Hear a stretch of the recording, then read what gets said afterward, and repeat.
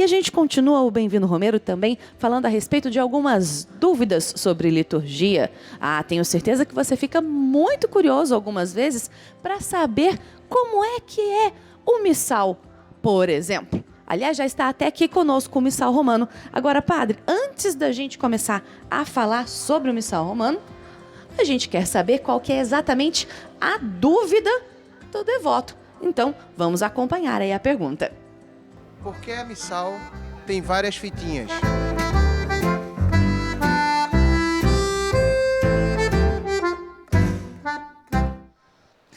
É o nosso quadro também que responde dúvidas de liturgia para você, como se a gente estivesse realmente entrando lá na sacristia para saber tudo o que acontece. Padre, são realmente fitinhas, que esse é o nome ou não? E por que ele tem essas fitinhas? Realmente, o nome é Fitas. O Missal Romano, Bianca, ele é o livro oficial da liturgia da missa. Todas as orações usadas na celebração eucarística, elas são contidas no Missal. Foram em longos séculos que a igreja foi rezando o mistério de Jesus e ela condensou tudo neste bonito livro Missal. As fitinhas, a função básica dela é ser marca-página. A única função que ela tem dentro do missal é ser marca-página. Por quê? As cores independentes, poderia ser uma cor única. As cores variadas para dar uma simbologia dos tempos litúrgicos, verde, vermelho, roxo e branco tal. O missal, ele não é colocado, Bianca, na ordem assim, início, meio da missa e fim. As partes, elas estão separadas. Então, cada fita marca o momento de uma celebração. Os ritos iniciais estão numa parte, as orações próprias de cada dia, sejam dominicais ou semanais, elas estão em outra parte. Os prefácios, como está aqui aberto agora, que prepara para a oração eucarística, estão em outras partes, e também as orações. Por isso a fita, ela marca cada momento em que o sacerdote que preside a Eucaristia vai recorrer a este livro para fazer as orações próprias. Como ela não é um folhetinho sequencial, início, meio e fim, às vezes você está no início do missal, a oração que você vai rezar já está quase no final do missal. Então o padre, ao preparar para a celebração, ele já condiciona as fitas pelas cores que ele sabe. O rito inicial está na fita branca, a oração eucarística na fita vermelha, a bênção final na fita marrom ou na fita roxa. É por isso. Entendi, padre. Agora, é costume, eu vejo muito as fitinhas mais na lateral. Isso. Do que aqui no fim do missal, né? Aqui na parte de baixo. Até para facilitar também quando o sacerdote está celebrando. Sim. Né? Porque se ele fosse folhear as páginas, ele pega apenas isso e... Entendi. Um dia de vento no altar, isso é muito comum aqui no santuário, ele também pode fazer isso com a fita. Daí já acaba também segurando um pouquinho ali. Tem essa função prática. Agora, padre, e esses outros... Deixa eu virar aqui para a câmera para que possa acompanhar. E essas outras fitinhas, não sei, parece um material mais plástico aqui. O que é essa outra aqui? Ele separa as orações eucarísticas, né?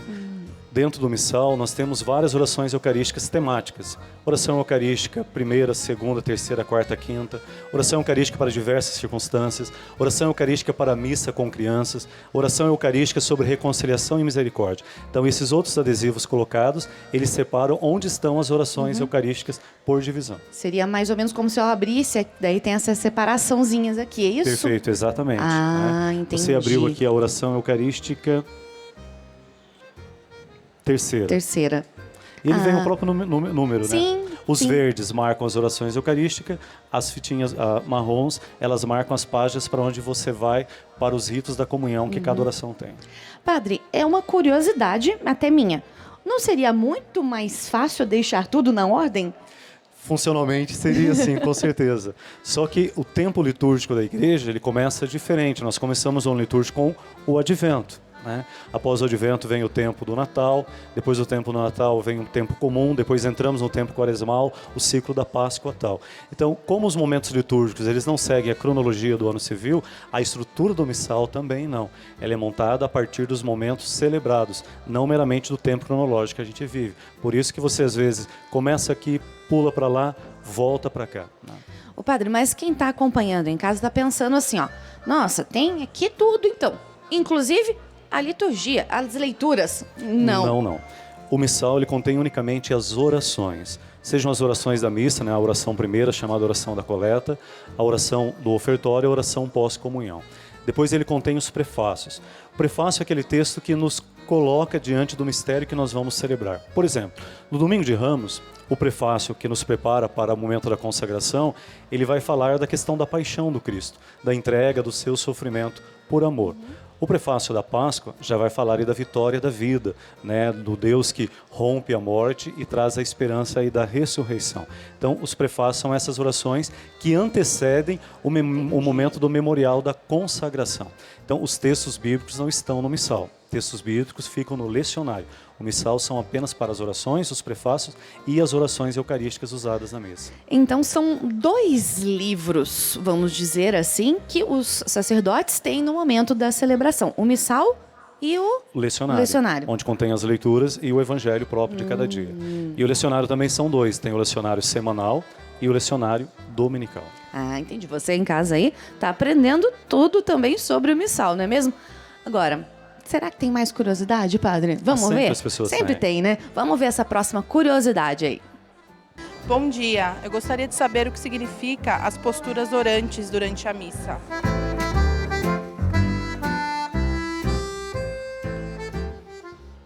É importante isso, hein, padre? Até porque o que seria uma postura orante? Vamos começar por aí.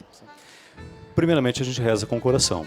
A oração é fundamentalmente a atitude do teu coração, de abertura para Deus, para adorar a Deus e acolher a palavra de Deus em sua vida. Como Maria, eis aqui a serva do Senhor, faça-se em mim a tua palavra. Depois nós rezamos também com as nossas palavras, né? Nós ecoamos aí aquilo que Deus fala na nossa vida para a vida das pessoas. Mas nós rezamos também, Bianca, com o nosso corpo. O nosso corpo também se coloca em profunda atitude de oração. Por isso, na missa, cada gesto que nós fazemos, ele tem um significado daquilo que eu estou permitindo Deus realizar em mim. O primeiro gesto, quando nos colocamos de pé. E geralmente nós estamos de pé no sentido de prontidão. Eu estou preparado para acolher uma mensagem, para que esta mensagem possa realmente se encarnar na minha vida e na minha história. Nós iniciamos a missa em pé, né? Terminamos a missa em pé.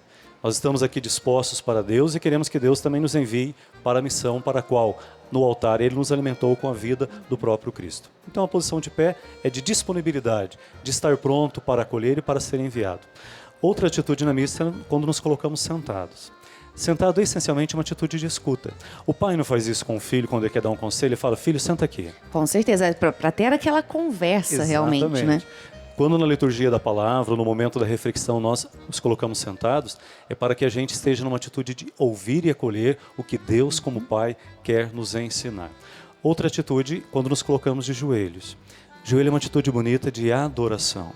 Não diz lá quando Jesus nasceu, os reis magos vieram do Oriente, chegaram a Belém, e quando viram aquela pequena criança, se ajoelharam diante dele para adorá-lo. Então, quando nos ajoelhamos na celebração eucarística, principalmente no momento da consagração, é porque nós queremos nos colocar numa atitude de adoração. E outra atitude bonita é as mãos postas, né? Quando nós colocamos as mãos postas. Maria é esta imagem bonita, mãos postas em oração. Quando colocamos as mãos juntas próximas ao coração, isso nos ajuda a olhar o nosso interior. Então a gente não fica mais preso àquilo que está acontecendo do lado de fora, mas como Deus está sendo acontecimento aqui dentro de mim e como eu digo sim para a sua vontade e para o seu projeto de amor. Dentro da missa são essas 4 atitudes fundamentais: de pé, de prontidão, de disponibilidade; sentado, de atenção para escutar e acolher; de joelhos para adorar; mãos postas para rezar aquilo que Deus primeiramente falou na minha vida. Agora, padre, a gente tem muitas senhoras e senhores acompanhando aqui o Bem-vindo Romero no momento. E às vezes a gente sabe que dá uma dorzinha aqui, uma dorzinha ali, já fica mais difícil muitas vezes da locomoção. Como é que, de repente, essa senhora e esse senhor que estão acompanhando o Bem-vindo Romero agora podem se colocar diante dessas atitudes e dessas posições também, mas principalmente a questão de ficar de joelhos, que às vezes já está difícil para um senhor ou para uma senhora. Essas atitudes são para nos ajudar a rezar, mas não é que sejam obrigatórias, que elas sejam todas feitas na celebração. Como disse no início, a primeira atitude da oração é a atitude do coração. É como o seu coração se coloca diante de Deus, como você permite Deus ser Deus na sua vida. Então há pessoas que por questão de saúde, elas podem assistir a missa toda sentadas. Não há necessidade de se colocar de pé no momento em que a comunidade fica e nem de se colocar de joelhos também no momento da adoração.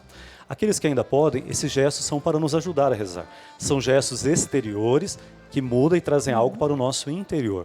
Mas quando as pessoas não podem fisicamente realizar esse gesto, o fundamental é a atitude do coração. Como eu adoro a Deus no coração, como eu escuto Deus com o coração e como, através do meu coração, eu falo com Ele.